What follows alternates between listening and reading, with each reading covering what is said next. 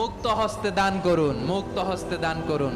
মুক্ত হস্তে দান করুন। ওয়া মা আতাইতুম মিন যাকাতিন তুরিদুনা ওয়াজহাল্লাহি ফাউলাইকা হুমুল মুদঈফুন। তোমরা মনে করো না যাকাত দিলে তোমাদের সম্পদ কমে যায়, এটা ভেবো না, বরং তোমরা আল্লাহর খুশির জন্য যে যাকাত দাও, তারপরে তোমার যে সম্পদ থাকে ওই সম্পদের মধ্যে প্রবৃদ্ধি দান করে কে? আল্লাহ। আপনি মনে করছেন দিলে কমে নাকি বাড়ে? বাড়ে। বাড়ে। যেটা দান করেন কামাসালি হাব্বা আম্বাতাত সাবআ সানাবিলা ফি কুল্লি সুমবুলাতিন মিয়াতি হাব্বা।